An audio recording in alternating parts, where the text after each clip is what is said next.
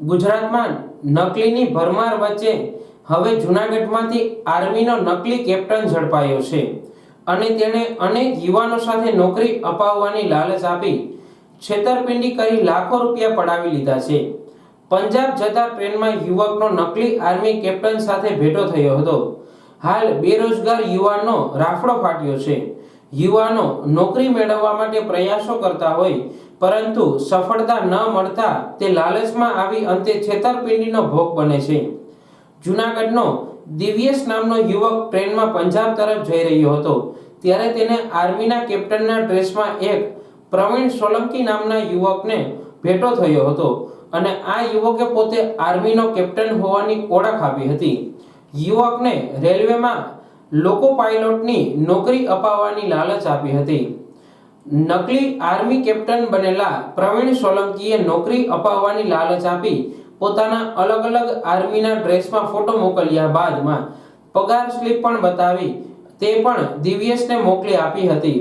સાથે આર્મીનું I card બતાવ્યું, જેના લીધે દિવ્યેશ નામનો યુવક પ્રવીણ સોલંકીની ઝાડમાં આવી ગયો હતો.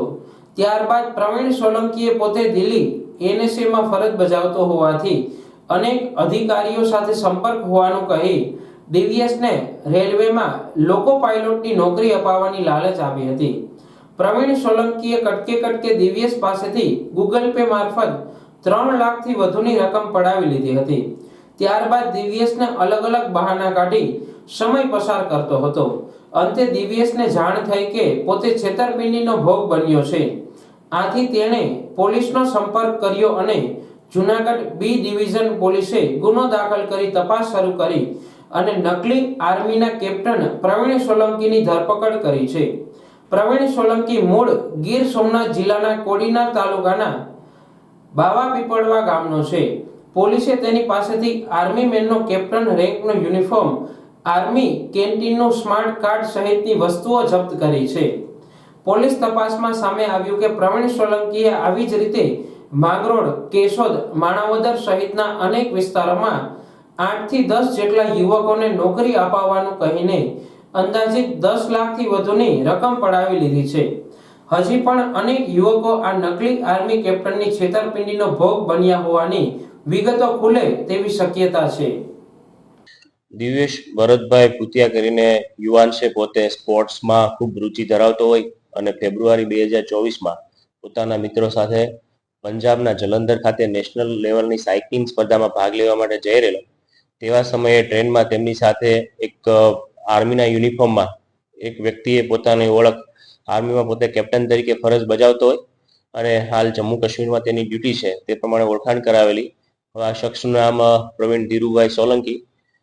તેને પોતાનું આર્મીનું સ્માર્ટ કેન્ટીન કાર્ડ બતાવેલું. આ ઉપરાંત આર્મીના પગાર સ્લિપ પણ પોતાના મોબાઈલમાં બતાવેલી અને આમની સાથે વાતચીત થયેલી.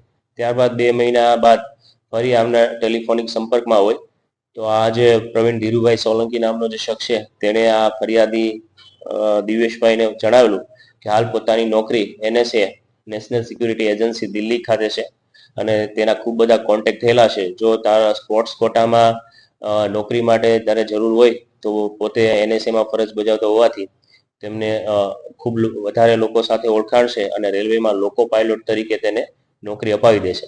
તો આ બાબતે સૌપ્રથમ ફરિયાદી સાથે 6 લાખ રૂપિયાની વાત કરેલી અને જણાવેલું કે આ તારે 6 લાખ રૂપિયા આપવા પડશે તો આ પ્રકારની નોકરી છે હું તને આપી દઈશ. પરંતુ ફરિયાદીના પરિવારે એના પિતાએ જણાવ્યું કે એટલા રૂપિયાની સગવડતા થઈ શકે તેમ નથી, માટે 3 લાખ રૂપિયા આપેલા. ત્યારબાદ આ જે શખ્સ છે પ્રવીણ સોલંકી તેને જણાવેલું કે હાલ દિલ્હીમાં સંસદની ચૂંટણી છે એટલે અત્યારે આ કામગીરી અટકી ગયેલી છે. ફરી ફરિયાદીએ તેમને અવારનવાર ફોન કરતા પોતે અલગ અલગ બહાના બતાવતો હોય. તેના પિતાનું મરણ ગયેલું હોય, વિધિમાં છે. આમ 4-5 મહિનાનો સમય નીકળી જતા ફરિયાદીને ખબર પડેલી કે પોતાના રૂપિયા આવી રીતે પોતાની સાથે છેતરપિંડી થયેલી છે.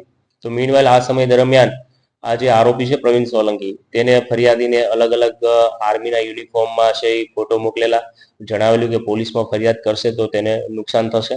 સાથે સાથે પોતાનું સ્માર્ટ કેન્ટીન કાર્ડ અને એનએસએનું પણ પોતે ID card, bogus ID card બનાવેલું અને આર્મીની પગાર સ્લિપ બનાવેલી, આ બધી વિગત મોકલતો રહેતો. તો ફરિયાદી લાંબો સમય સુધી તેના વિશ્વાસમાં રહેલો અને કુલ આ સમયગાળા દરમિયાન તેણે 3,03,000 જેટલી રકમ ગૂગલ પે મારફતે ટ્રાન્સફર કરેલી.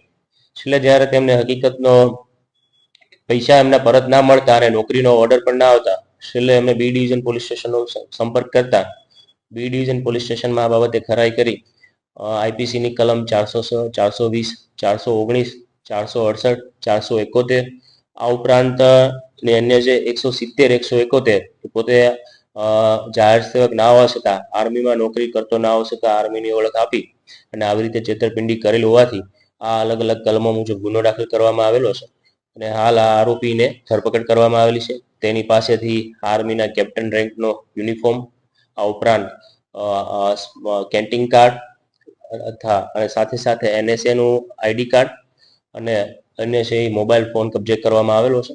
આ ઉપરાંત આ આરોપીએ પ્રાથમિક પૂછપરછ દરમિયાન જુનાગઢ, કેશોદ અને માંગરોળ ના ફરિયાદી સિવાયના અન્ય 5 લોકો સાથે પણ નોકરી આપવાના બહાને છે ઠગાઈ કરેલી છે, જેમાં કુલ મળીને 7 લાખ રૂપિયા અને ફરિયાદીના એમ 6 વ્યક્તિ સાથે છે અત્યાર સુધીમાં 10 લાખ રૂપિયા કરતા પણ વધારે રૂપિયા પચાવી પાડેલા છે. તો આપના માધ્યમથી પણ અમે લોકોને અપીલ કરીએ છીએ કે આ પ્રવીણ સોલંકીએ પોતે આર્મીમાં કેપ્ટન તરીકે ફરજ બજાવતો હોય અથવા તો પોતે NSAમાં કામ કરતો હોય અને કોઈને નોકરીની જરૂરિયાત હોય ને આરોપીની એમઓ છે એ પોતાના અલગ અલગ છે આર્મીના યુનિફોર્મમાં ફોટો મોકલી ઇન્ફ્લુઅન્સ ઊભું કરી અને જે અત્યારે જે યુવાનો તૈયારી કરે છે તેમના મારફતે છે એ ગૂગલ પે મારફતે આ તમામ રકમ છે ટ્રાન્સફર કરાવેલી છે. આગળની દિશામાં પણ પોલીસ બી ડિવિઝન, PIC આ દિશામાં તપાસ કરી રહેલા છે કે અન્ય કેટલા લોકો સાથે આ પ્રકારની છેતરપિંડી કરેલી છે.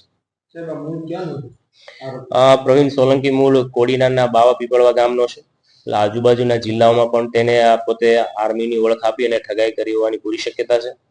તો આમના વિરુદ્ધ અન્ય સંબંધિત એજન્સીઓને પણ જાણ કરવામાં આવેલી છે કે આ વ્યક્તિએ અન્ય કોઈ લોકો સાથે કે અન્ય કોઈ સરકારી એજન્સીઓમાં પોતે આ બાબતમાં છેતરપિંડી કરેલી છે કે કેમ, અને વધુમાં અન્ય કોઈ યુવાનો આ જે પ્રવીણ સોલંકીના આ પ્રકારના ષડયંત્રનો ભોગ બનેલા છે કે કેમ, તો આ દિશામાં પણ આગળ તપાસ કરવામાં આવશે. અને હું મીડિયાના માધ્યમથી પણ લોકોને અપીલ કરું છું કે આપ હાલમાં સરકારશ્રી દ્વારા અલગ અલગ ભરતી માટે ખૂબ સ્પષ્ટ જોગવાઈઓ કરવામાં આવેલી છે. એટલે આવા જે લેભાગુ તત્વો છે ખોટી ઓળખ આપી અને જે રૂપિયા લઈ અને નોકરી આપવાની જે અવારનવાર આવી વાતો કરે છે તો તેમની વાતોમાં આવવું નહીં અને આવા કોઈ પણ પ્રકારની માહિતી મળે તો તાત્કાલિક પોલીસનો સંપર્ક કરો, જેથી કરી અને એમના વિરુદ્ધ કાયદેસરની કાર્યવાહી કરી શકાય. આરોપીનો હાલ કોઈ ગુનાહિત ઇતિહાસ સામે આવેલો નથી, પરંતુ તેને બાર સાયન્સનો અભ્યાસ કરેલો છે અને હજુ તેમના રિમાન્ડ લેવામાં આવશે. ત્યારબાદ અન્ય કેટલા હજુ આમાં અમને શંકા છે કે ઘણા બધા યુવાનો સાથે તેને આ પ્રકારે છેતરપિંડી કરી અને રૂપિયા પડાવી લીધેલા હોવાની પૂરી શક્યતા છે. તો આ દિશામાં પણ તેમના રિમાન્ડની માંગણી કરવામાં આવશે. ત્યારબાદ ખૂબ વિગતવાર તપાસ કરવામાં આવશે.